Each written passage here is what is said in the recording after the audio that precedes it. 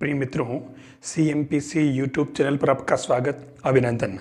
तो लीजिए, हम हमारे लक्ष्य के बहुत नज़दीक हैं और RPSC का एग्ज़ाम आपके काफ़ी नज़दीक हैं। आपकी अच्छी तैयारी चल रही है, मुझे पता है आप लगातार लग रहे हैं और मैं भी आपके साथ कदम से कदम मिलाते हुए आप साथ में चल रहा हूं और आपको हर रोज़ कुछ न कुछ नया आपके RPSC मैथ्स के एग्ज़ाम के सीक्वेंस में आपको आपके अपने चैनल CMPC यूट्यूब चैनल पर आपको मैं प्रोवाइड करा रहा हूं।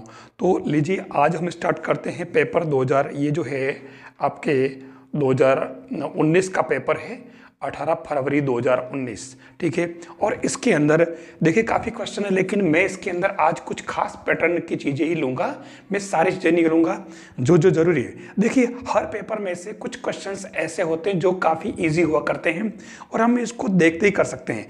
मैं आपको तो मैंने इतने सारे पेपर सोल्व करवाए हैं और मैंने इतने सारे पेपर देखे RPSC के, तो मेरा एक एक्सपीरियंस बताऊँ आपको मैं कि कोई भी क्वेश्चन बहुत बड़ा नहीं पूछा गया। बिल्कुल टेक्निकली और शॉर्ट 2-3 लाइन में उसका आंसर आराम से मिल जाता है। तो लीजिए, हम स्टार्ट करते हैं। आज हम कुछ ऐसे ही क्वेश्चंस लेते हैं जो आपके एग्ज़ाम के लिए ज़रूरी है और आपको इसका पूरा फ़ायदा मिलेगा। आपको अगर ये वीडियो अच्छा लगे तो आप लाइक ज़रूर कर लें, आप चैनल को सब्सक्राइब करें और टेलीग्राम चैनल को भी ज्वाइन कर लें। हम इसके अंदर सबसे पहले जो खास तौर से 2-3 पार्ट है उसको लूँगा मैं। पेपर बड़ा है तो जितना भी टाइम सेट होगा मैं वो लूँगा। जो क्वेश्चन ईजी पढ़ते हैं, आपको लगता है कि आपसे हो जाएंगे, मुझे लगता है कि आपसे हो जाएंगे, मैं उनको ज़्यादा फोकस नहीं करूँगा। जैसे यहाँ क्वेश्चन देखिए, पहला क्वेश्चन दे रखा है x³ - 2 पावर 9 के प्रसार में अंत से तीसरा पद पूछा है।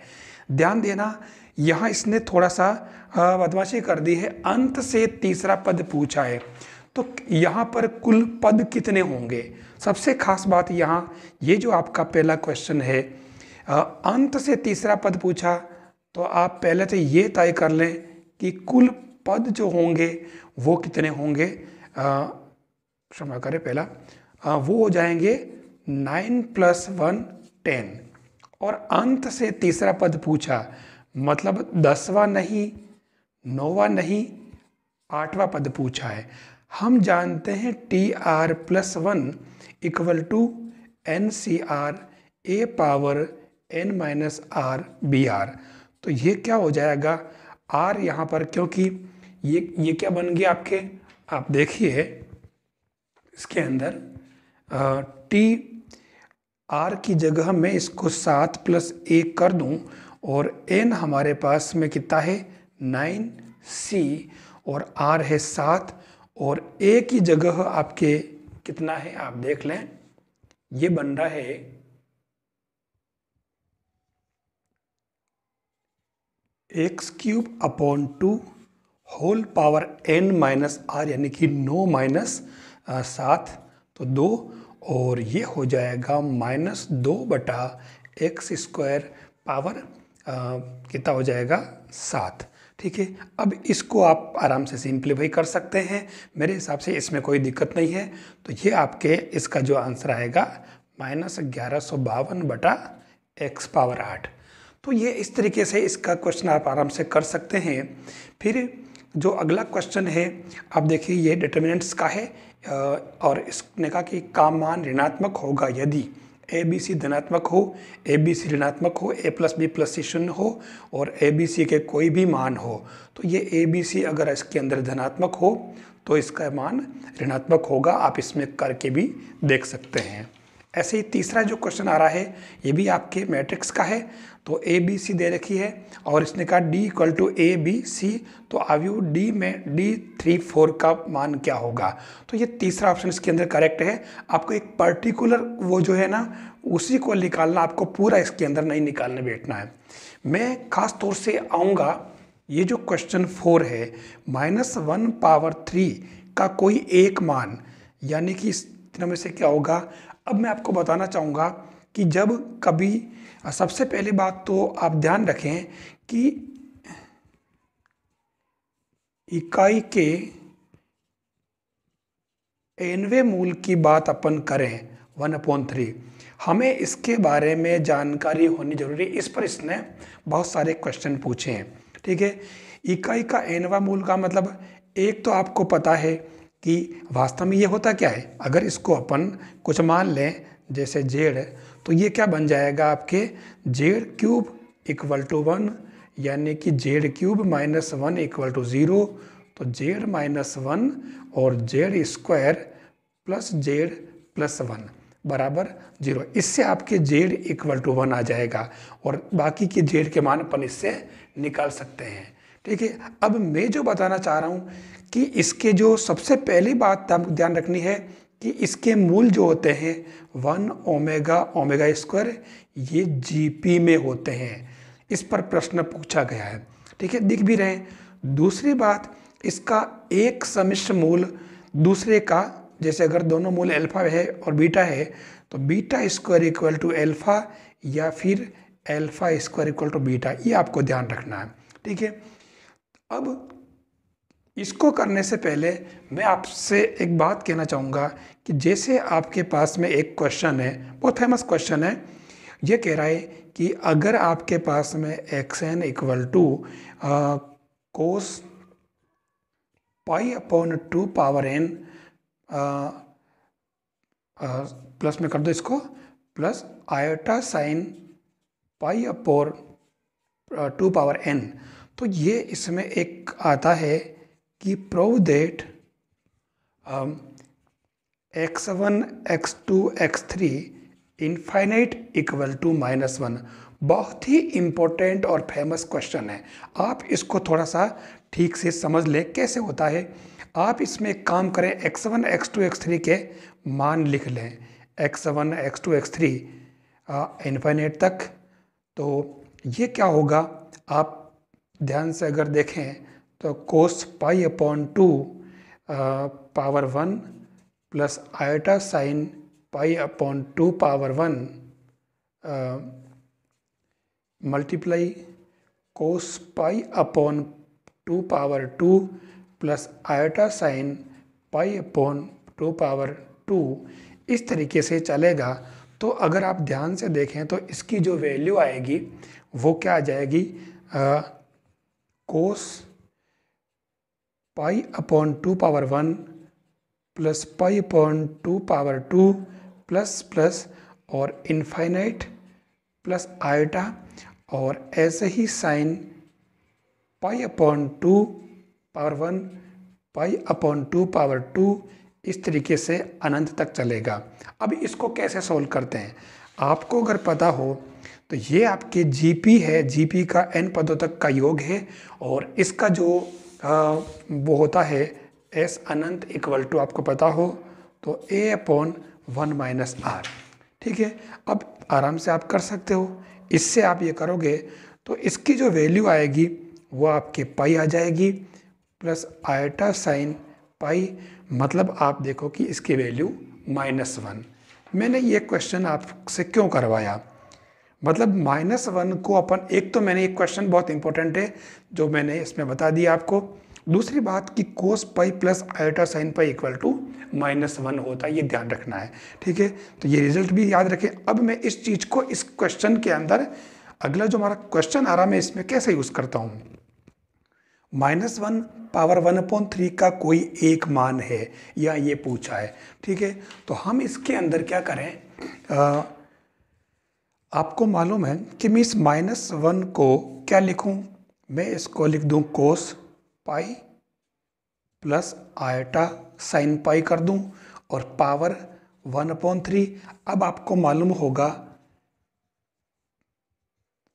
लंबायवर प्रमेय क्या कहती, वो कहती है कि cos theta plus iota sine theta whole power n equal to cos n theta iota sine theta, मतलब n है ना, मतलब ये n जो है थीटा से मल्टीप्लाई हो जाता है, ये आपको ध्यान रखना होगा।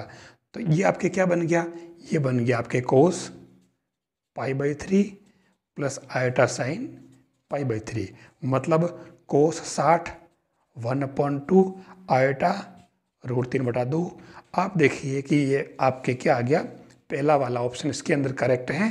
ठीक है, ये इससे आ रहा है, देखो आप ऐसे बहुत सारे कॉन्सेप्ट पूछे हैं और आप इजी वे में इन क्वेश्चंस को ठीक कर सकते हैं आराम से, ध्यान देना। और वैसे भी अगर आपको ये लिखना नहीं भी आए तो आप इसको ध्रुवीय रूप में बदल लें। ये जो दे रखा है ना आपके -1, इस -1 को -1 प्लस आयटा 0 लिख करके और इसको आप ये -1 इक्वल टू -1 प्लस आयोटा 0 लिख करके आप इसको ध्रुवीय रूप में बदल लें तो भी यही आएगा। ठीक है, तो ये आपके इसके अंदर पहला जो है आंसर वो करेक्ट है। अब आप देखिए एक अगला क्वेश्चन जो दिया इसने, 3x² - 2x + 1 x + 1 whole power 14 के प्रसार में x पावर 11 का गुणांक क्या होगा। ऐसे जब क्वेश्चन आए, ठीक है ना, तो आप इसमें क्या करेंगे। देखिए क्वेश्चन 5वां है, ये कह रहा है 3x² - 2x + 1 और ये x + 1 पावर 14 है। ठीक है, आपको इसके अंदर क्या करना है, सीधी सीधी बात बताऊँ मैं आपको कि इस पद को तो एज इट इज पढ़ा रहने दो, आपको इसका विस्तार कर लेना है। 1 + x पावर 14, तो ये क्या होगा, ये होगा 1 + 14x + 14c 2 है ना, 14c 0, इसको सी में लिख दो, फिर ये चलता रहेगा x² और लास्ट में ये कहाँ ख़त्म होगा, ये 14c 14 पावर 14। यूनिक आपको पूरा लिखने बैठ जाओ। ठीक है, ये इसमें ऐसा करना ही नहीं है आपको। अब इसने कहा कि आपको लेना है x पावर 11, ये देखो 11 का गुणांक। ठीक है, तो x पावर 11 का गुणांक लेना है। आप क्या करेंगे इसके अंदर, सीधी सीधी बात, सबसे पहले इसका मान ये आ गया, तो आप इस 3x² के साथ में किसको लेंगे, x, इधर आप x² है तो इधर इसका तो गुणांक हो गया आपके 3 इंटू, और x² के साथ में इधर कौन सा पद आएगा, इधर आपके आएगा 14c और इधर मतलब कुल 11 चाहिए तो 9, 14c 9 वाला आ जाएगा। ठीक है ना, 9 आएगा ना, x पावर 9 और पावर 2 11। ठीक है ना, ऐसे फिर प्लस, फिर इसका और किसी से नहीं बैठेगा। अब अपन चलते हैं इसके साथ में। ठीक है, बस ये खत्म हो गया। अब इसका करें तो ये -2 इंटू, अब की बार पावर 10 वाला लेंगे तो 10c और ये कितना हो जाएगा, यहाँ 10 से 9 तो ये सॉरी 14c 10 और बस ये हो गया इसका। फिर एक लेंगे ये वाला लास्ट, तो ये +1 और 1 का तो डायरेक्ट अपने को 11, तो 11 क्या बनेगा प्लस और मतलब 1 इंटू है ना, सॉरी 1 इंटू और क्या बन जाएगा डायरेक्ट ही 14c 11। बस अब आपको इन सभी को सोल्व कर लेना है। ठीक है, तो सोल्व कैसे करना है, 3 इंटू 14 इंटू 13 इंटू 12। ठीक है, कहाँ तक चलेंगे 12, फिर 10 और फैक्टोरियल 9 बटा फैक्टोरियल 9। ठीक है, और ये 14 में से 9 गए तो यहाँ इधर कितना बनेगा, बचेगा 9 और 5 14, तो फैक्टोरियल 5 प्लस फिर इसको करेंगे तो ये -2 एज इट इज़, और यहाँ पर अपन ऐसे करेंगे 14 13 12 और 11 और ये फैक्टोरियल 10 से फैक्टोरियल 10 चला जाएगा एज इट इज़ जैसे इधर गया, और यहाँ रह जाएगा फैक्टोरियल 4। यूँ करते करते हम इसके अंदर अगला वाला कौन सा आ रहा, ये +1 इंटू 14c 11। ठीक है ना, तो ये क्या आ जाएगा 14 13 12 और ये फैक्टोरियल 11 अपॉन फैक्टोरियल 11 और 14 में से 11 गए तो 3, तो फैक्टोरियल 3। आप बस इसको सोल्व कर लें, तो इसको सोल्व करते ही आपके ये जो इसके अंदर एग्जैक्ट जो चाहिए था वो 43 68 इसका आंसर आ जाएगा। ठीक है, तरीका ध्यान रखना, आपको सभी को करना ही नहीं बैठना है, एक एक अभी ऐसे क्वेश्चन और आएंगे, मैं आपको और बता दूंगा। ठीक है, तो ये आपको इस तरीके से इसको सॉल्व करना है। यहाँ क्वेश्चन नंबर 6 को देखें आप, ये कह रहा है कि यदि ओमेगा इकाई का समष्ट घनमूल है, मतलब 1 पावर 1/3 इक्वल टू ओमेगा, तो ये कह रहा है कि 1 plus omega square plus omega power 100। ध्यान से देखें कि अगर इसको ठीक से देखें तो ये जीपी का सम है, जिसके अंदर आपके प्रथम पद ए तो 1 है और सार्व अनुपात आर आपके क्या है इसके अंदर ओमेगा, और पदों की संख्या एन कितनी है, 100 नहीं है, ध्यान रखना, 100 प्लस 1 तो एन बराबर कितनी हो गई 101, ये आपको ध्यान रखना पड़ेगा। ठीक है, तो अब इसके अंदर अपन इसको सोल्व कर लेते हैं। हम जानते हैं कि एस 101 बराबर, फॉर्मूला आपको पता ही है, a into r power n -1 upon r -1। तो ये क्या बन जाएगा, आपके ए तो हो गया 1, आर पावर आर यानी कि ओमेगा की पावर 101 -1 बटा ओमेगा -1। अब आपको मालूम है कि ओमेगा क्यूब आपके कितना होता है 1, तो इसको आप सेट कर लें कि ओमेगा स्क्वायर अलग निकाल लें, और फिर इस बाकी जो बचा है वो ओमेगा 99 होगा, तो ओमेगा क्यूब पावर 90 क्या 33, ठीक है, -1 अपॉन ओमेगा -1। ठीक है, तो ये आपके क्या बन गया ओमेगा स्क्वायर -1, तो ये आपके नीचे आ जाएगा ओमेगा -1, क्या बचा ओमेगा +1। और अब आपको पता है कि ओमेगा स्क्वायर प्लस ओमेगा +1 0 होता है, तो ओमेगा स्क्वायर इक्वल टू क्या हो जाएगा माइनस का ओमेगा +1, तो ये क्या आ गया माइनस का ओमेगा स्क्वायर। ठीक है, तो ये आपके इसके अंदर पहला वाला ऑप्शन करेक्ट है। ठीक है, एकदम इजी क्वेश्चन है, आप इसको कर सकते हो। फिर ऐसे ही अगला जो क्वेश्चन आ रहा है उस क्वेश्चन को ठीक से देखें आप, मतलब इतने इजी क्वेश्चन दे रखे हैं जिनको आप एक मतलब चुटकी में सोल्व कर सकते हो। ठीक है, थोड़ा सा अगर कॉन्सेप्ट पता हो। देखिए क्वेश्चन नंबर 7, यहाँ इसमें क्या पूछा है, 3/2√3 माइनस आयोटा का चर घातांकी एक्सपोनेंशियल फॉर्म इसने पूछा है। ठीक है, तो इसके अंदर करेंगे क्या, सबसे पहली बात आपको ये बात पता होनी चाहिए, we know cos theta plus iota sine theta क्या होता है ई पावर आयोटा थीटा।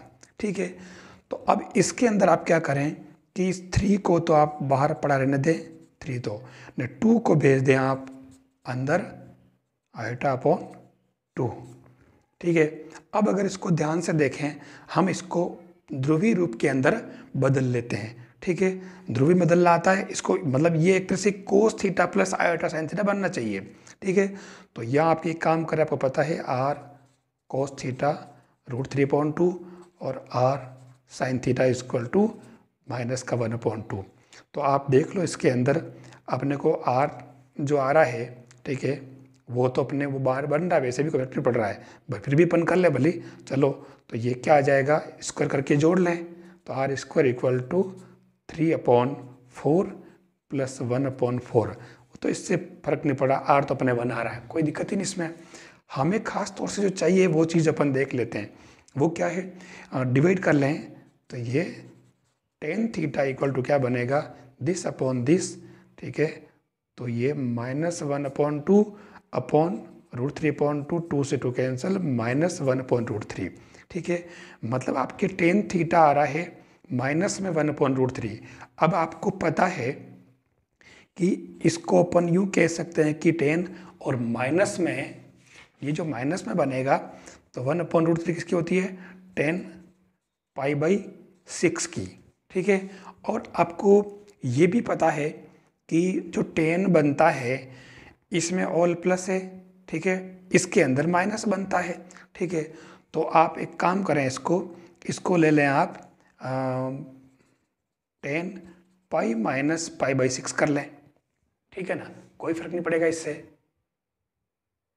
अब इसमें चक्कर क्या पड़ रहा है, ये हमारा करेक्ट आंसर, ध्यान रखना 10 5 पाई बाई 6, लेकिन यहाँ 5 पाई बाई 6 तो हमारे इसमें आ ही नहीं रहा है ऑप्शन में। तो हम एक बात और जानते हैं कि 10 इसके अंदर माइनस में होता है तो इसके अंदर भी तो माइनस होता है। तो आप एक काम करें, इसको यहाँ प्लस करके इसको माइनस कर लें, ठीक है। तो आपके ये थीटा इक्वल टू क्या आ गया, माइनस पाई बाई 6, ठीक है। बस हमारा काम हो गया ये। तो ये जेड इक्वल टू 3 और इसको अपन क्या लिखेंगे, कोस पाई बाई 6 और माइनस, और इसको क्या लिख देंगे, आयटा साइन पाई बाई 6, ठीक है। माइनस में भले या इस माइनस अंदर ले लिया अपन ने, कोई फर्क नहीं पड़ रहा है। तो आप ये इसको माइनस में रहने दें, तो क्या बन गया, ये जेड इक्वल टू 3 ई की power minus eta pi by 6, जो आप देख लो ये आ रहा आंसर है ना। तो ये एक तरीका आपको ध्यान में रखना होगा, आप ऐसे क्वेश्चन इजी वे में कर सकते हैं। फिर क्वेश्चन नंबर 8 आ रहा है, देखो गन का पूछा है, ये बेलन का पूछा है, ठीक है। तो मेरे हिसाब से इनमें कोई दिक्कत नहीं, मैं इनमें टाइम नहीं दूंगा। फिर ये अगला आप ये जो है 10वां आपके एक एक अच्छा तक 1 1 on 2 वाला क्वेश्चन है जो आप कर लेंगे, ठीक है। मैं इस पर नहीं दूंगा। यहाँ ये शंकु वाला पूछा है, ठीक है, चौथा ऑप्शन करेक्ट है इसके अंदर। 12वां आपके जैसे ये पूछा है, बी लंबाई की भुजाओं वाले एक समबाहु त्रिभुज को उसके शीर्ष के परित सामने वाले भुजा के समांतर घुमाया जाता है, ठीक है। मेरे हिसाब से इसमें कोई दिक्कत नहीं है, आपको अगर पता है या नहीं, भले चलो बता देता हूँ मैं एक, ठीक है। थोड़ा अलग है क्योंकि इसमें 2 तरह के क्वेश्चन लिए इसने, 2 कैसे, एक तो इसने क्या किया, अपने बेलन लिया, बेलन को घुमाया और यहाँ समबाहु त्रिभुज लिया है, ध्यान देना, ठीक है। तो समबाहु त्रिभुज जैसे अपने पास में क्वेश्चन है ये 12वां, तो एक समबाहु, इसने कहा कि समबाहु त्रिभुज को उसके एक शीर्ष के परितः, सपोज आपने क्या किया, ये आपके समबाहु त्रिभुज है, ठीक है। अब अगर इसको ये इस तरीके से मान लो, ये भुजा ए बी के परितः घुमाएगा, तो ये आपके क्या, ये शीर्ष यहाँ आ जाएगा, ठीक है, और यहाँ आ जाएगा, तो ये इस तरीके से बनेगा और ये इस तरीके से बनेगा। और उस केस में आपके यहाँ पर ध्यान से देखें तो 2 शंकु बनेंगे, ठीक है।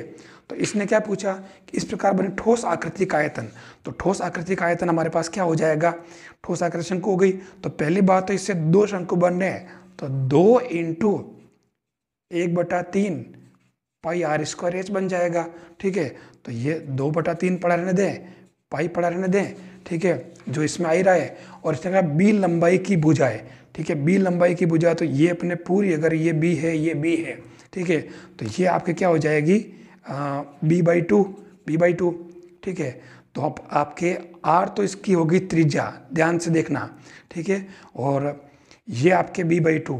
तो मैं एक काम करता हूँ, जो इसकी ऊंचाई है वो तो मैं लिख दूँ b/2, और ये कैसे निकालोगे, ये अपने एक समकोण बना रहा ये वाला, तो ये 90 डिग्री, तो आप इससे भले निकाल लें आप, ये इस तरीके से बन रहा है, ये आपके b है, ये समकोण है, ये b/2 है, तो ये निकाल लें आप ये वाली।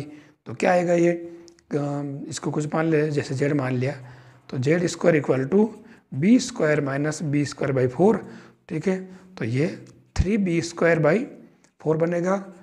तो z इक्वल टू क्या हो गया, √3b/2, ठीक है ना। तो ये आपके इसके अंदर आप पुट कर लें, ठीक है ना।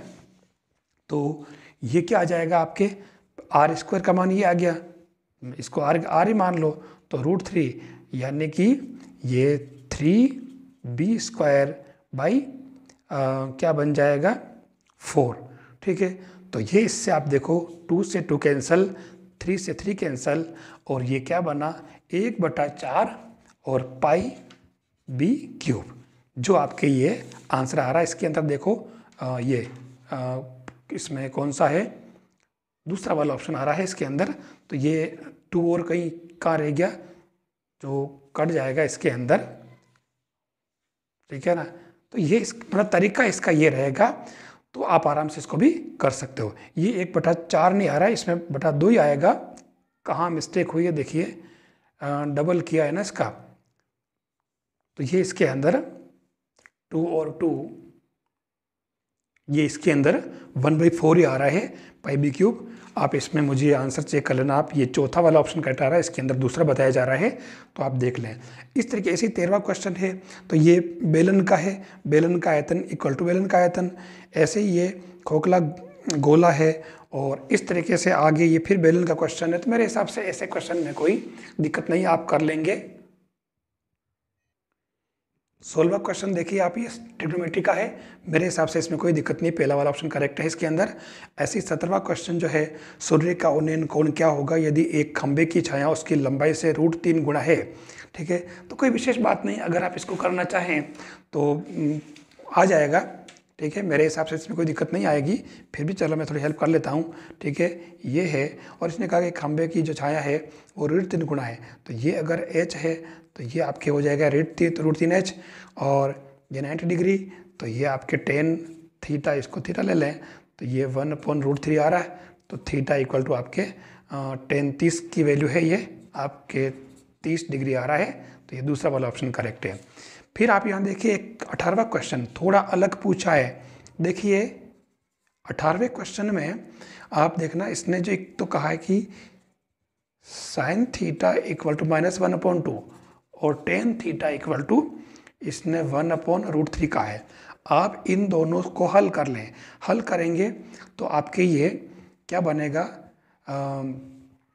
देखिए मतलब इन दोनों, क्योंकि इसने पूछा है कि इन दोनों को संतुष्ट करें वो थीटा का व्यापक मान चाहिए। ठीक है, तो आप इसमें क्या करें, इसको डिवाइड कर दें या तो भले, और या फिर इसको आपको मालूम है sin थीटा -1/2 और ये कोट थीटा बन जाएगा √3, और फिर ये sin थीटा इंटू कोट करें तो कोट क्या हो जाएगा, कोस अपॉन साइन, तो ये -1/2√3, मतलब हमारे पास क्या आ गया, कोस थीटा इक्वल टू -√3/2। ठीक है, ये अपने इसके अंदर समझने वाली बात है। तो अब इसके अंदर करना कुछ नहीं है आपको, आप ध्यान से देखें। पहले बात तो जो कोस होता है वो हमारे किस किस में, ये x डेज y डेज, तो इसमें तो ऑल प्लस, और कोस माइनस किस में होता है, इसमें होता है, इसमें होता है और इसमें होता है। हम पहले आंसर को भी देख लिए, सभी 7/6 के रूप में आ रहे हैं। ठीक है, तो पहले तो आप एक काम करें, इसको कोस थीटा इक्वल टू कोस √3/2 यानी कि π/6 की है वैल्यू ये। ठीक है, तो आप एक काम करें, इसको पाई प्लस माइनस कर सकते हो। ठीक है, तो अगर प्लस करोगे तो ये क्या बना, या तो बनेगा ये कोस 6 और चलो 7 π/6 बनेगा, और दूसरा बनेगा कोस 6 जो 5 π/6। ठीक है, तो ये इसको तो अपने को कैंसिल कर देना है, 7 π/6 हैं। ठीक है, ये आ रहा है। तो अब आपको मालूम है कि कोस थीटा इक्वल टू कोस 7 π/6, ध्यान से देख लेना। अब इसके अंदर आपको मालूम हो तो एक जो फॉर्मूला होता है cos x equal to cos y। ठीक है, तो ये कोस आपके x क्या बनेगा, 2n pi plus minus y। ठीक है, तो इसके अंदर आपके थीटा क्या बन जाएगा, 2n पाई प्लस माइनस, और y की जगह आपके क्या आ जाएगा, 7 π/6 ये बन जाएगा। ठीक है, ये आपके तीसरा ऑप्शन देख लो, इसके अंदर आ रहा है 2n पाई प्लस माइनस, तो ये आपके इसके अंदर सही आंसर जो होगा ये तीसरा वाला करेक्ट होगा। इसके अंदर माइनस वाला इसके अंदर सेट नहीं होगा, थोड़ा आपको इसको करके देख लेना है, प्रोसेस मैंने आपको बता दिया है। ठीक है, 20वें क्वेश्चन में कोई दिक्कत है नहीं, आप आराम से इन्वर्स वाले कर सकते हो। 21वां भी हो जाएगा, है ना। 21वें में क्या पूछा, पहिए का व्यास 38 सेमी है, तो समतल पर पूर्ण परिक्रमा करने पर पहिए का केंद्र कितनी दूरी चलेगा, यानी कि क्या इसमें परिधि पूछी, ध्यान रखना। ठीक है, तो आप आराम से इसको भी कर लेंगे। मैं एक बात कहना चाहूँगा कि अभी आपको जो पेपर पहले आपने सोल्व कर रखे हैं, या जो मैंने आपको आपके इस चैनल पर जो पेपर सोल्व करवा रखे हैं, आप उन पेपर्स को सोल्व करें। आप किसी भी एक पर्टिकुलर टॉपिक को लेकर के बिल्कुल नहीं बैठे, ये मेरी खास बात है, आप सुन लेना। आप सुन रहे हैं ना मेरी बात को, मेरी आवाज़ को समझ रहे हैं ना। आप किसी भी एक टॉपिक को, एक कंटेंट को लेकर के नहीं बैठना, आपको पेपर ही सोल्व करने हैं।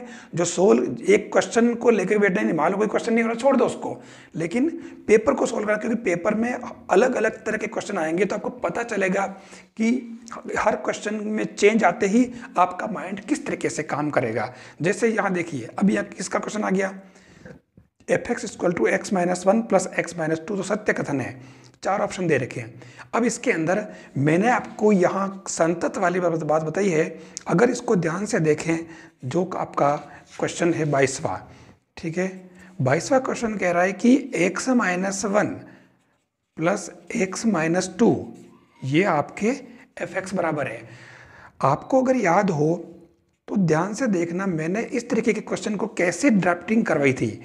जब ऐसा आए तो x माइनस वन का मतलब, जैसे ये 1 है, आपको x इक्वल टू 1, तो ये ग्राफ इस तरीके से चलेगा, ध्यान देना, ठीक है। अगर ये 2 आ रहा है तो इसी के अंदर ये यहाँ 2 आएगा, तो ये ग्राफ इस तरीके से चलेगा। आया समझ में? इसके अंदर आपके ये x माइनस टू जो है प्लस में होगा, इधर माइनस में होगा, इसके अंदर आपके x माइनस वन प्लस में होगा, इसमें माइनस वन होगा। अगर आप ध्यान से देखें तो ये ग्राफ, ये जो आप ग्राफ से अगर चेक करो तो इसने आपका तीसरा वाला ऑप्शन करेक्ट है, एक्स इक्वल टू 1 और एक्स इक्वल टू 2 पर संतत है। एक्स इक्वल टू, क्योंकि फंक्शन हमारे पास डबल है, ध्यान रखना, ठीक है ना। तो x इक्वल टू 1 रखोगे, ठीक है, तब आपके ये 0 हो जाएगा, ये फंक्शन रहेगा और ये रहेगा, तो देखिए ये संतत है पूरा, कहीं भी ब्रेक नहीं है, ठीक है। और अगर x इक्वल टू 2 रखो इसके अंदर, तो ये 0 हो जाएगा और x फंक्शन ये बचेगा, तो ये वाला भी हमारा संतत है, ठीक है ना। तो इसलिए हमारा ये तीसरा वाला ऑप्शन करेक्ट है। लेकिन मैं एक बात कहना चाहूँगा, अगर यहाँ पर ये प्रश्न कहता कि ये फंक्शन अपने अवकलनीय है कि नहीं है, तो मैं आपको बता दूं कि ये फलन अवकलनीय नहीं है, ठीक है ना, नॉट डिफरेंशिएबल। क्यों? क्योंकि यहाँ पर एकदम कर्व नहीं बन रहा है, इसके अंदर एक कॉर्नर बन रहा है, और जहाँ जहाँ कर्व का कॉर्नर बने किसी कर्व के लिए, वहाँ पर उसका dy बाई डी एक्स 0 हो जाता है। वहाँ टेंजेंट जो होती है वो हम ड्रॉ नहीं कर सकते, टेंजेंट ड्रॉ नहीं कर सकते हैं, और इसलिए ये अवकलनीय नहीं होगा। तो ये फलन आपका अवकलनीय नहीं है, x इक्वल टू 1 और 2 पर संतत है। तो ये अवकलनीय और संतत वाला कॉन्सेप्ट मैंने आपको एक क्वेश्चन के अंदर बता दिया। जब भी क्वेश्चन आया तो आप ध्यान रखें। निम्न में से कौन सा कथन सत्य है? ये लिमिट वाला क्वेश्चन, मैंने लिमिट के खूब सारे क्वेश्चन कराया गया, तो सिंपल सा क्वेश्चन आपके, और दूसरा ऑप्शन इसका करेक्ट है, ठीक है। फिर आता है क्वेश्चन नंबर 24। तो मेरे हिसाब से इसमें कोई दिक्कत नहीं, आप x इक्वल टू साइन रखें, कोस रखें, तो ये आराम से हो जाएगा। इसमें 24 का जो है पहला वाला ऑप्शन करेक्ट है। अब आप यहाँ देखिए, जो मैं बात आपके 24 वाले क्वेश्चन में जो कह रहा था, 22 में, आप उस बात को आप 25 में देखें। 25 में क्या कहा इसने, F X equal to X minus two का मोड, तो एफ डेज 2 बराबर है 1 माइनस 1 0 और अस्तित्व में नहीं, तो ये अस्तित्व में नहीं होगा। मैंने आपसे कहा था कि x माइनस टू का ग्राफ कैसा बनता है, ये देखिए ये वाला ग्राफ बनता है, और ये इसमें कॉर्नर आ रहा है, टेंजेंट ड्रॉ नहीं कर सकते, और इसलिए ये अवकलनीय नहीं है। अब अवकलनीय है ही नहीं, तो ये एफ डेज 2 कहाँ से आएगा? हम एफ डेज निकालेंगे तो एफ डेज 2 आ पाएगा ना, फलन का एफ डेज निकालोगे, फिर उसके अंदर x की जगह पुट करो। जब इसका एफ डेज है ही नहीं, तो ये कैसे होगा अवकलनीय, और कैसे एफ डेज 2 निकलेगा? इसलिए ये अस्तित्व में नहीं है। बहुत ही इंपॉर्टेंट बात, ठीक है। फिर इसके अंदर चौथा जो क्वेश्चन कह रहा है, समतल त्रिकोणमिति के संदर्भ में से कौन सा कथन सत्य है, ठीक है। तो ये चारों ही ऑप्शन, मतलब तीनों ऑप्शन करेक्ट है। इसके अंदर जो त्रिकोणमिति वाला पार्ट है, आप उसके अंदर देख सकते हो। क्वेश्चन 27 देखिए, मतलब कितने सिंपल क्वेश्चन पूछे और हमें लॉजिक वहाँ याद नहीं आता और हम उसमें मिस्टेक कर बैठते हैं। क्या पूछा इसने, वक्र 12y equal to X cube minus 3x square के किस बिंदु पर स्पर्श रेखा x अक्ष के समांतर है? हमें पता होना चाहिए कि ये जो कर्व दे रखा है, ठीक है, ये जो आपका कर्व होता है, सपोज ये कर्व है और कर्व की टेंजेंट होती है ये, और ये हमारे पास सही। आपको पता है कि इसका अपन जो dy बाई डी एक्स निकालेंगे, ठीक है, क्या आएगा, 12 into dy by D x बराबर 3x² माइनस 6x। और आपको पता है कि इसके अंदर आप x अक्ष के समांतर, ये स्पर्शरेखा अगर x अक्ष के समांतर हो जाएगी, ठीक है ना, तो हमारे साई इक्वल टू 0 हो जाएगा। और साई का मतलब dy/dx इक्वल टू 0 हो गया, टेन साई 0 हो जाएगा। तो ये इससे आपके 3x² minus 6x equal to 0, इससे आपके x की वैल्यू आ जाएगी। और इसी x की वैल्यू से आप y की भी निकाल लें तो आपके ये स्पर्शरेखा x अक्ष समांतर होगी, तो वो बिंदु आपके ये वाला बिंदु आ जाएगा जहां ये स्पर्शरेखा इस तरीके से बन जाएगी। आया समझ में? तो ये इसके अंदर ये पहला वाला ऑप्शन करेक्ट है। मैंने क्वेश्चन पूरा किया नहीं है, लेकिन ये जो 0 करके x का मान तो आप निकाल ही सकते हो यार, इसमें कौन सी बड़ी बात है। इतने भारी भारी क्वेश्चन आपने कर लिए हैं, है कि नहीं, तो कोई विशेष बात नहीं है। ठीक है, तो ये वाला कॉन्सेप्ट दिमाग में आ गया। हाँ, अगर y अक्ष के समांतर होती, ठीक है, तो क्या होता, ये y अक्ष के समांतर होती तो हमारे ये dy/dx इक्वल टू क्या हो जाता, ये आपके, और इसको अपन क्या लिखते हैं, 1/0 लिखते हैं। फिर हम इसको सोल्व करते हैं, ठीक है, तो आराम से आप इससे भी कर सकते हो। अब देखिए अगला क्वेश्चन दिया है 28 वाला। मैं आपको बार बार बता रहा हूँ एक ही चीज कि हर आप क्वेश्चन अलग है, अभी आप हर अलग अलग क्वेश्चन को करें और इसी से आप अच्छा एग्जाम में कर पाएंगे। जैसे आपका अगला क्वेश्चन कौन सा आ गया, देखो 28वां, एकदम सिंपल क्वेश्चन पूछा यार। इस फंक्शन को आप अगर देखें तो सबसे पहले आप इसके अंदर एक काम करें, f(x) निकाल लें, मतलब f(x) निकाल लें। क्या आएगा, 6x² 6x minus 12y equal to 0 कर दें। ये आपके x² प्लस x माइनस 20, तो इसमें आपके x की वैल्यू क्या आ जाएगी, मतलब ये बनेगा प्लस का तो 2 माइनस का 1, मतलब आपके x की वैल्यू 1 और माइनस 2 आ जाएगी। ठीक है, अब आपको क्या करना है, आपको नंबर लाइन बनानी है। ठीक है, ये प्लस का अनंत, ये माइनस का अनंत, ठीक है, मतलब सीधे सीधे काम, कोई विशेष बात नहीं है। अब आपको क्या करना है, इसके अंदर हमारे पास 2 मान आए, तो देखिए पहले तो ये -2, फिर ये आया 1, ठीक है, आप इधर से स्टार्ट कर दें, प्लस माइनस प्लस, ठीक है, अल्टरनेट यूं चलें आप इस तरीके से, ठीक है, ये डायरेक्शन। अब आप ध्यान से देखें, आपके पास में कितने अंतराल है, -∞ -2, ठीक है, इस अंतराल के अंदर आप देखें प्लस है, मतलब ये वर्धमान। इस अंतराल की बात करें, ठीक है, तो आप देखिए माइनस हासमान। इसके अंदर देखें तो 1 प्लस इन्फिनिटिव, और इसके अंदर प्लस, तो ये आपके क्या आ गया, वर्धमान। ये देखिए, अब इसने पूछा क्या था कि एक दिष्ट हासमान, तो हासमान हमारे केवल -1 में आ रहा है, तो ये देखिए -1, दूसरा वाला ऑप्शन करेक्ट। कितना इजी काम है। मैं आपसे पूछना चाह रहा हूँ, मेरी बात सुन लेना, कि क्या हासमान वर्धमान वाला क्वेश्चन आएगा तो आप रोंग तो नहीं करोगे इस तरीके का, यस, ठीक है। अब इसमें 29वां sin x plus cos X upon root sine 2x dx, मेरे हिसाब से इसके इंटीग्रेशन में कोई दिक्कत नहीं, आप आराम से कर लेंगे, मैं टाइम वेस्ट नहीं करूंगा। 30वां क्वेश्चन जो दिया है e⁻x, मैंने आपको अभी अभी जो इंटीग्रेशन वाला पार्ट दिया, मैंने इसके अंदर ये जो पोर्शन करा रखा है, कौन सा वाला, इसके जस्ट पहले मैंने इंटीग्रेशन का एक मतलब बहुत बड़ा, मतलब जो सारांश रूप में वीडियो बनाया है लगभग 1 घंटे का, इसके जस्ट पहले वो आप देख लें। दरअसल ये जो इंटीग्रेशन है, और मैंने आपसे कहा भी है कि आप इस पैटर्न को ठीक से पढ़ लें। ये पैटर्न जो है बराबर e⁻x fx plus c, e⁻x fx plus f(x) dx equal to e⁻x fx plus c, ठीक है। मैंने इसके 3-4 क्वेश्चन करवाए हैं, आप इसको आराम से कर सकते हैं, मैंने अभी जस्ट करा रखे हैं। तो इसके अंदर आपके ये 30वें का पहला ऑप्शन करेक्ट है।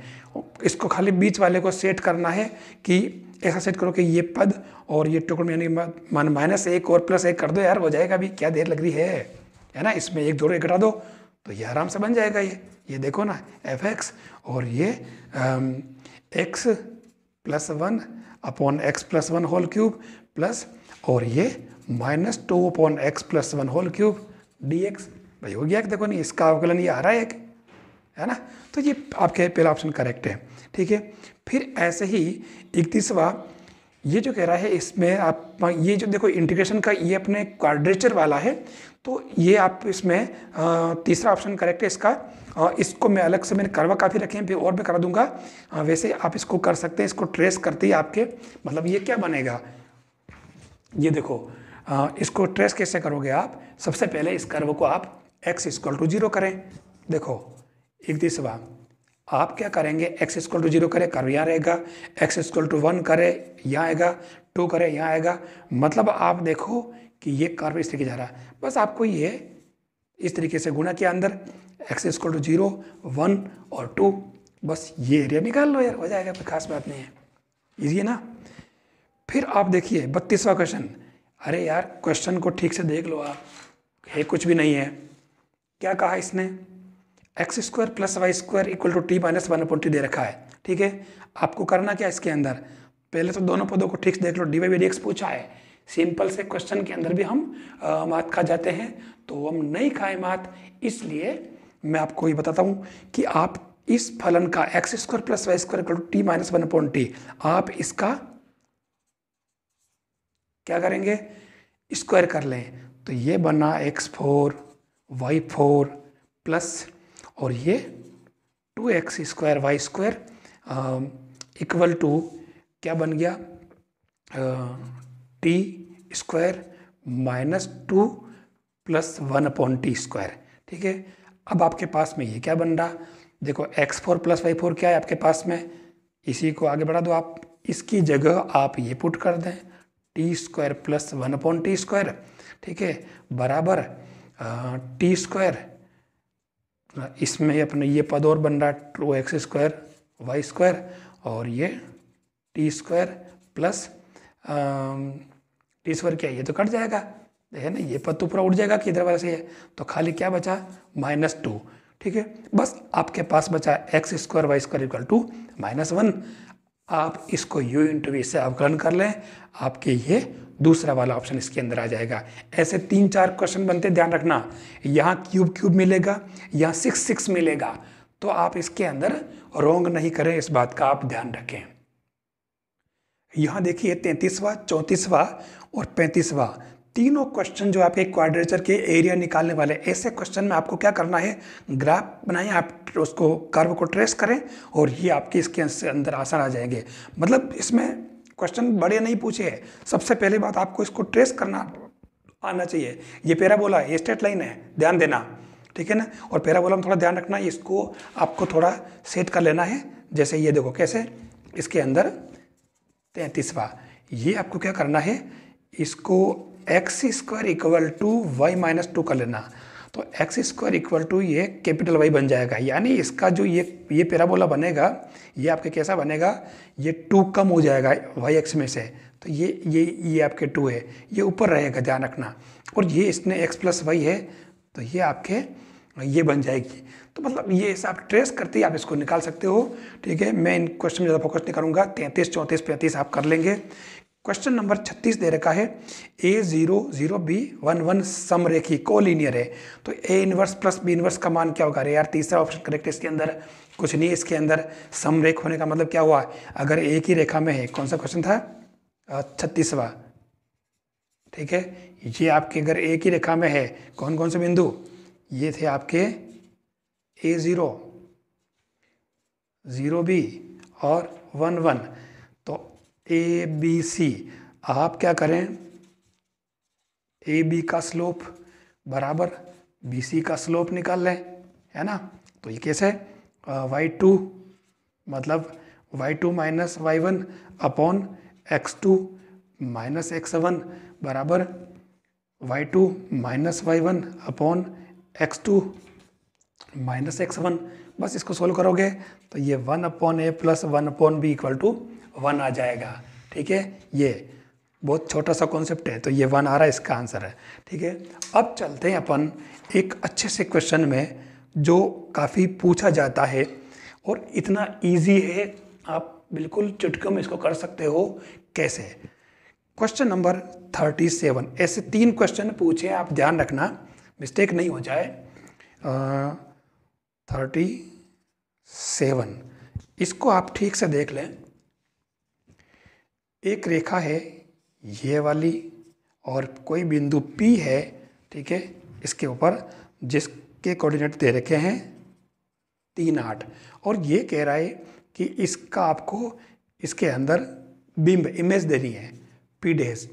मान लिया, चलो एक्स वाई मान लिया, ठीक है। आप एक काम करें, पहले इस रेखा के लंब रेखा का समीकरण निकाल लें। तो हमारे पास में x + 3y -7 = 0 के लंब रेखा क्या बनेगी? ये बनेगी 3x - y + लेमड़ा बराबर 0। मैंने ये कॉन्सेप्ट आपको खूब बता रखा है, गुणांक चेंज किए, ठीक है, बीच का साइन चेंज किया और प्लस लेमड़ा किया, तो ये इसके लंब रेखा, ये पी डी एस का समीकरण आ गया आपके।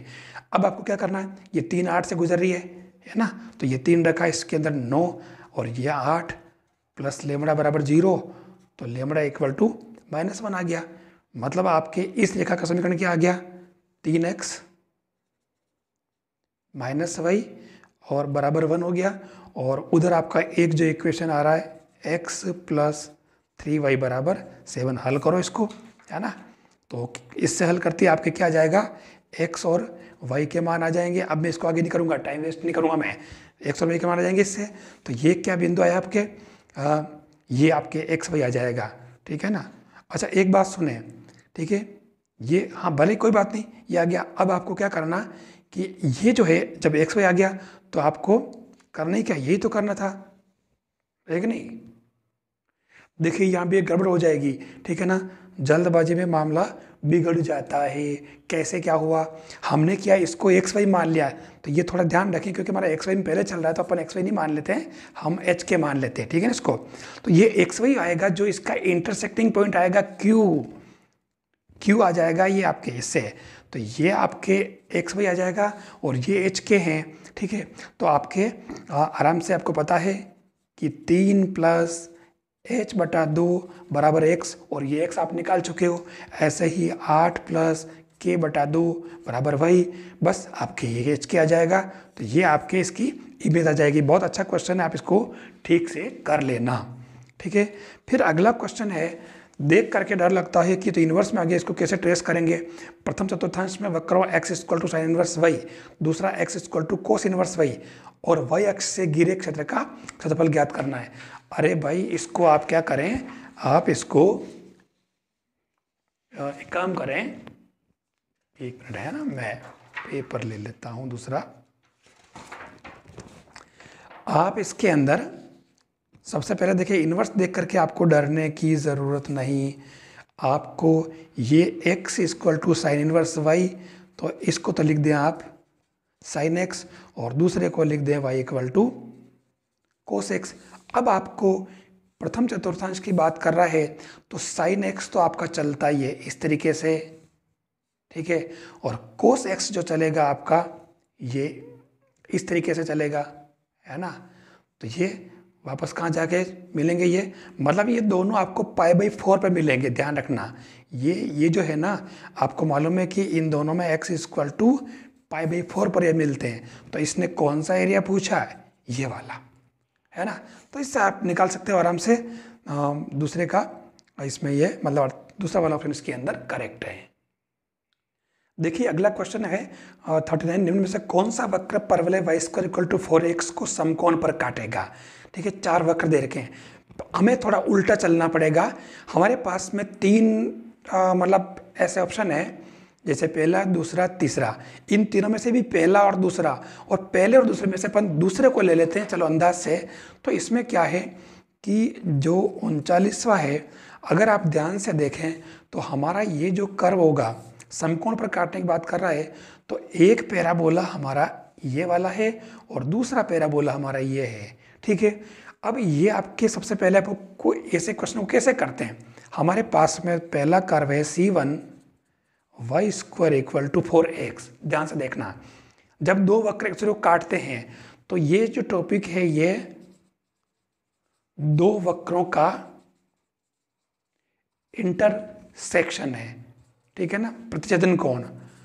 तो ये मैंने पूरा करा रखा आपको, इसलिए आप कर सकते हो इसको। मैं खाली आइडिया दे रहा हूँ कि C1 है, आप इससे अवकलन कर लें y² dy/dx equal to 4a। तो इससे आपके dy/dx क्या आ गया 2a/y। ठीक है।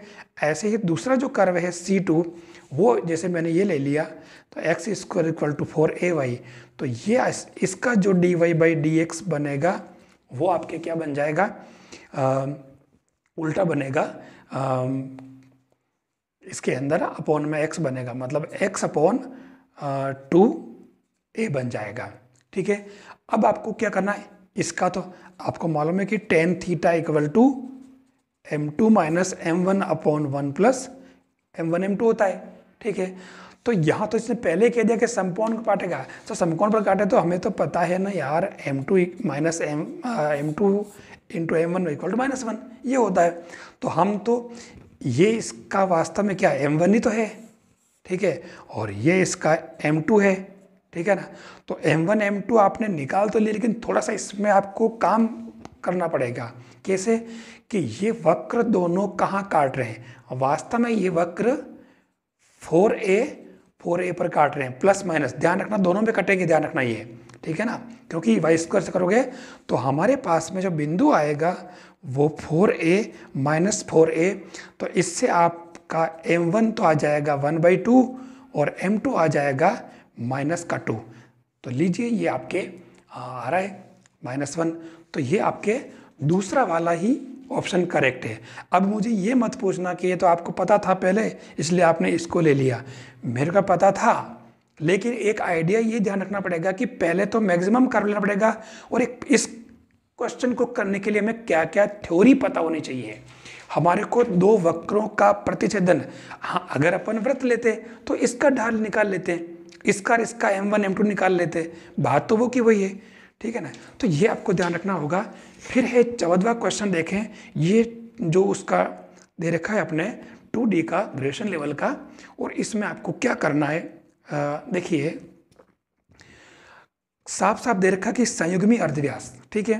तो ये आपके अपने इलिप्स। ठीक है। और इलिप्स के अंदर P के कोऑर्डिनेट, मान लो ये P है, ये होते हैं cos theta b sine theta. तो Q जो इसका संयुग्मी व्यास का सिरा है, मतलब इसने कहा ना संयुग्मी व्यास। ठीक है। जैसे मान लो Q, तो इनमें π/2 का डिफरेंस होता है, पता होगा ना आपको, a कोस π/2 प्लस थीटा और comma b sine π/2 plus theta.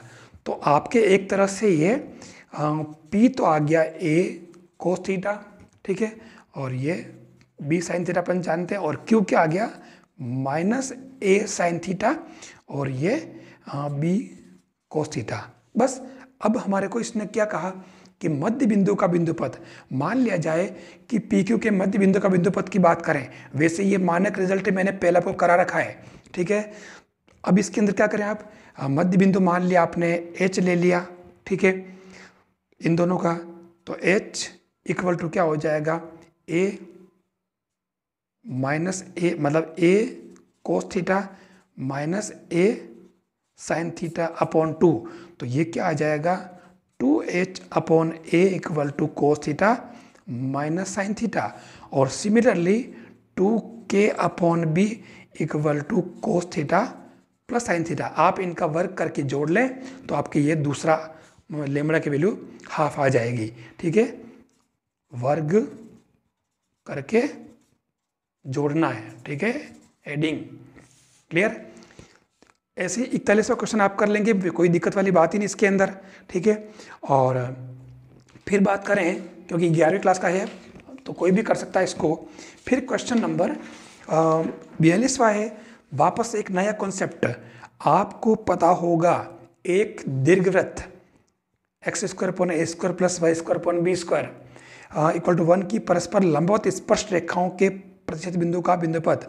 आपके इसके अंदर तीसरा वाला ऑप्शन करेक्ट है, ये मैंने कर रखा है। वास्तव में ये है क्या है, अरे भाई ये जो है 42वां क्वेश्चन, जो आपके दीर्घवृत्त होता है, ये दीर्घवृत्त ध्यान से देखना, और इसकी परस्पर लंबवत स्पर्श रेखाओं का बिंदुपथ।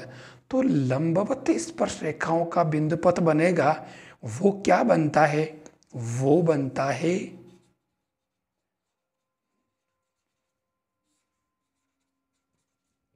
क्या बनता है, नियामक वृत्त, डायरेक्टर सर्कल बन जाता है। और इसको अपन कैसे निकालते हैं, SS1 equal to T square स्पर्श युग्म के समीकरण से निकालते हैं। ठीक है, कौन सा, x square upon a square plus y square upon b square minus 1, और ये आ जाएगा x1 square upon a square plus y1 square upon b square minus 1, और ये हो जाएगा x1 upon a square plus y1 upon b square minus 1, ये SS1 equal T square.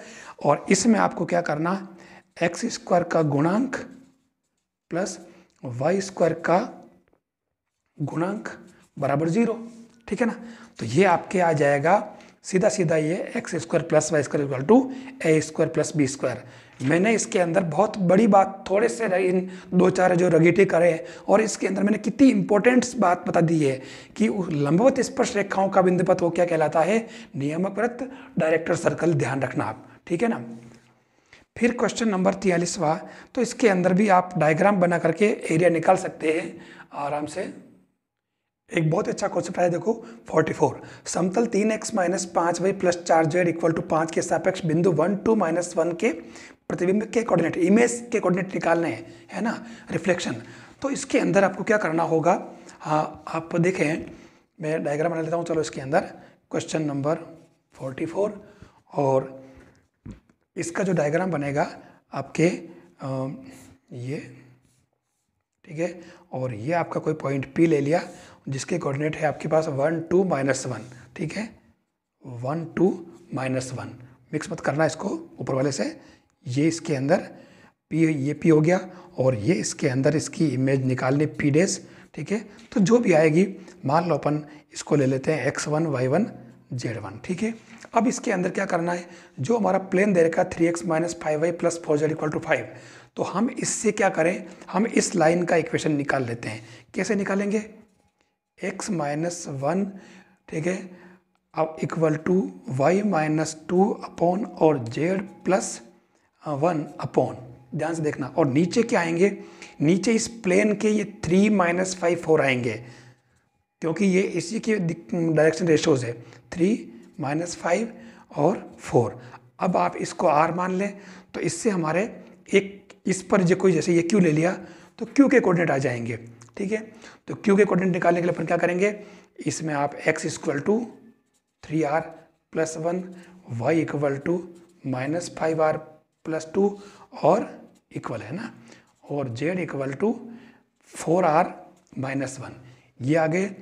आपको क्या करना है, q जो आ गया आपके पास 3r प्लस 1 minus 5r plus 2 4r minus 1। ठीक है, ये आपको इस प्लेन में पुट करने हैं। प्लेन में पुट करते ही आपके इसके अंदर r की वैल्यू जो आएगी वो 16/50 यानी कि 8/25 आ जाएगी। r की वैल्यू आती है, आप इसके अंदर ये इसके अंदर पॉइंट पुट कर देना, तो आपकी जो q जो आएगा वो आराम से आप निकाल लोगे, कोई दिक्कत नहीं। r इसके अंदर पुट किया तो q आ गया। अब ये q आ गया तो p के कोऑर्डिनेट दे रखे हैं, q आ गया, और p डैश निकालना, तो आपको मालूम है कि q equal to p plus p dash upon 2, बस। तो ये आपके दूसरा वाला ऑप्शन इसके अंदर आ जाएगा। ठीक है, फिर 45वां क्वेश्चन, देखिए यार कुछ क्वेश्चन ऐसे आते हैं जो देखते ही लगता है यार ये क्या पूछ लिया। आपने जो चीज़ें पढ़ी है, अब इसने क्या पूछा, क्वेश्चन नंबर 45, एक रेखाखंड के निर्देशांक अक्षों पर प्रक्षेपों की लंबाइयाँ। अरे वास्तव में प्रक्षेप क्या है भाई, प्रक्षेप जो है L equal to cos alpha है, ध्यान देना, M equal to cos beta है। ठीक है ना, वास्तव में ये x2 minus x1 upon P Q है, कुछ भी नहीं है। तो N equal to cos gamma है, तो इसका जो प्रक्षेप होगा वो under root L square plus M square plus N square. तो देखिए 4, 2 का स्क्वायर 4, ठीक है ना, ये 2 का स्क्वायर 4, 3 का स्क्वायर 9 और 16, ठीक है, तो ये 16 क्या 36, तो ये 49 मतलब 7 इसके अंदर आंसर आ जाएगा। ठीक है। ऐसे ही इसने जो 46वां क्वेश्चन पूछा है, ध्यान से देखना, ये एक रेखा है, ठीक है। मान लो ये लाइन है और इस लाइन का इक्वेशन तो दे रखा है ये, और ये कह रहा कि P, जो मैंने अभी बात बताई वही चीज़ इसके अंदर भी करनी है। P और इसके लंब पाद के निर्देशांक, आप ये Q ले लो, तो Q के कोऑर्डिनेट क्या निकलेंगे, Q के निकलेंगे, आप इसके इक्वल टू R मान लें, तो R मानेंगे तो क्या आएगा, ये 2R + 1, 3R + 2 और ये 4R + 3, ये आपके क्या आ गया, Q आ गया, ठीक है। अब ये Q आपके इसके अंदर आ चुका है, और उसके बाद में आपको क्या करना है कि इस PQ की वो दिक्कोजाएं निकाल लेनी है, और उसके बाद क्योंकि लंब है तो ये आपके इसमें A1 A2 + B1 B2 + C1 C2 = 0 कर लेना, और इससे आपके ये R आ जाएगा, ठीक है। कोई मुश्किल काम नहीं है। अब आप कहोगे कि PQ की कैसे निकालेंगे, अरे भाई ये आपके आ गया 2R + 1, 3R + 2 और ये 4R + 3, तो PQ की दिक्कोजाएं क्या निकालोगे, भाई A1 B1 C1 तो आपके 2 3 4 है, ठीक है। अब A2 B2 C2, तो A2 = क्या हो जाएगा 2R + 1 - 5, तो ये -4, B2 क्या आ जाएगा 3R + 2 -9, तो ये क्या हो गया 3R - 7, और C2 क्या आ जाएगा 4R - 3 में से 3 गए तो 0 हुआ। ये आपके पास आ गए। अब आप इसमें पुट कर लो, ठीक है ना, ये इसमें पुट कर लो, तो इससे R का मान आ जाएगा। बस R का मान आते ही बिंदु आ गए, ठीक है। पूछा क्या, लंब पाद का बिंदु पथ, तो ये इससे आपके ये चौथा ऑप्शन करेक्ट है। अपने ये कोऑर्डिनेट से पूछे, सॉरी क्षमा करें, ये 46वां, तो ये आपके पास में इसमें 357 आ जाएगा। ये तो पूछे क्योंकि कोऑर्डिनेट, R का मान आया, अपना काम खत्म, है ना। फिर इसने क्वेश्चन नंबर 47, देखिए बहुत तो फेमस क्वेश्चन है ये, और ये मैंने जब वीडियो बनाया तभी पहले वाला भी गोले के अंदर बता रहा कि ये वास्तव में गोले का क्वेश्चन है, ठीक है ना, स्फेयर का, तो इसमें चौथा वाला ऑप्शन करेक्ट है इसके अंदर। और 48 कह रहा है कि दो संगामी रेखाओं की दिक्कोजाएं L1 M1 N1 और L2 M2 N2 हो, और तो उनके मध्य कोणों को समद्विभाजित करने वाली रेखाओं की दिक्कोजाएं किसके समानुपाती होगी। यहाँ कुछ नहीं है, आपको कोणों को समद्विभाजित करने वाली रेखाओं की दिक्कोजाएं निकालनी है। ये इस तरीके से, जैसे मान लो ये है, ये हमारे पास दे रखा है L1 M1 N1 और L2 M2 N2 दे रखा है। अब कोणों को समद्विभाजित करने वाली रेखाओं की दिक्कोजाएं, आप इसको L M N निकाल लें, इसको निकाल लें, ठीक है, एक को, इससे आपके दूसरा भी आ जाएगा। और फॉर्मूला कौन सा काम आएगा, फॉर्मूला आएगा cos θ = L1 L2 M1 M2 N1 N2, कोण हमारे पास में थीटा का आधा हो जाएगा, तो इससे आप इसको कर सकते हो। ये आपके तीसरा वाला ऑप्शन इसके अंदर करेक्ट ही है ना। L1 ± L2 M1 ± M2, 12वीं क्लास की बुक का क्वेश्चन पूछा सीधा, ठीक है। देखिए समय कम होने से मैं थोड़ी सी इसमें जल्दबाजी कर रहा हूँ, कम टाइम में अपन ज़्यादा काम कर सकें, इसलिए तो मेरे हिसाब से थोड़ा इसमें आपको ज़्यादा वो मिल जाए, इसलिए मैं थोड़ा जल्दबाजी कर रहा हूँ। क्वेश्चन 49 कह रहा है, रेखा R = I - J + K + λ 2I - J + 3K और समतल R dot 2I + J - K = 4 के बीच का कोण। अब ये क्या है, अरे कुछ नहीं है यार, ये जो पूछा है ये एक तो है रेखा R = A + λb और दूसरा है प्लेन R डॉट क्या है N = P, ठीक है। तो ये आपके sin phi = होता है B.N/mod(b) mod(n), ये होता है। तो इसमें आपके इसमें ये वैल्यू पुट करते ही, और ये आपके पहला वाला ऑप्शन आ रहा आराम से करंट, ठीक है। तो ये इस तरीके से आप ये, और ये 50 और 51 जो क्वेश्चन है, 50 51 52, ये क्वेश्चन मैं नहीं करवा रहा हूँ क्योंकि माध्यिका बहुलक और प्रसरण का है, आप इसको आराम से कर सकते हैं, ठीक है। तो ये आपके मैंने ये 50 52 तक के क्वेश्चन में इसमें दिया। सेकंड वाला ये एक पार्ट में पूरा हुआ। ठीक है, नेक्स्ट वाले वीडियो में बताऊंगा, और ये भी लगातार आपको कल ही मिल जाएगा। आपको बिल्कुल लगातार इसके पेपर में से सोल्व मिलेंगे। आप पेपर ही सोल्व करें अभी, और जो सोल्व करने का मतलब नहीं कि आप पूरा क्वेश्चन सोल्व करने बैठे और 2 क्वेश्चन करके ना आप पूरा टाइम वेस्ट कर दें, ऐसा काम बिल्कुल नहीं करेंगे। जो क्वेश्चन हो गया है आप वो कर लें, आगे बढ़ जाएं। ठीक है, किस में कौन सा कॉन्सेप्ट लग रहा है, ताकि आपको हर क्वेश्चन से रिलेटेड फॉर्मूला और उसका जो कॉन्सेप्ट है, उसकी थ्योरी है, उसका सिद्धांत क्या है, वो आपको समझ में आ जाएगा। बिना थ्योरी, सिद्धांत और सूत्र के कंप्लीट किए आप क्वेश्चन वहाँ नहीं कर पाएंगे। अब जो पेपर्स आ रहे हैं उसके अंदर, एग्जाम्स आ रहे हैं, उनमें जो पेपर्स में क्वेश्चन आ रहे हैं, उन क्वेश्चन में बिल्कुल टेक्निकल चीज़ें पूछी गई है। अगर थ्योरी नहीं समझ रखी है तो क्वेश्चन नहीं हो पाएंगे। इसलिए आप हर क्वेश्चन को करें, ताकि हर क्वेश्चन में अलग थ्योरी आपके सामने आएगी, तो माइंड का एक तरह से, तो कहते हैं ना, ब्रेन वॉश होगा, तो आप अच्छा कर पाएंगे। कोई क्वेश्चन नहीं हो रहा है तो डरने की जरूरत नहीं, दुखी होने की जरूरत नहीं है। मैंने पहले भी कहा कि हर क्वेश्चन अपने बाप का नहीं, जो अपन कर सकते हैं बढ़िया वो हमारा है ना। तो आप इसलिए जो हो जाए उसको करें और आगे बढ़े, ताकि कम से कम 150 क्वेश्चन में से आप 129 क्वेश्चन अगर मैथ्स के पेपर में से अगर आप देखते जाएंगे, आगे बढ़ेंगे, तो हर क्वेश्चन में कुछ नई चीज़ मिलेगी आपको।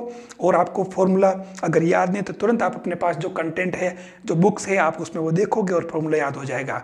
ठीक है, तो मैं आपको बार बार ही कहना चाहूँगा कि आप पेपर सोल्व करें, और एग्ज़ाम नज़दीक आ रहा तो किसी भी तरह का बर्डन, बोझ अपने सिर पर हावी नहीं होने दें। आप ये मान के चलें कि आपको बहुत कुछ पढ़ा है, क्वेश्चन जाएगा कहाँ, जो पढ़ा उसी में से क्वेश्चन आएगा। ठीक है, तो आप उसको पढ़ें और समझें, आपको इसका बहुत फायदा मिलेगा। आज का वीडियो अगर अच्छा लगे तो आप लाइक ज़रूर करें, शेयर भी करें, और चैनल को भी सब्सक्राइब कर लें।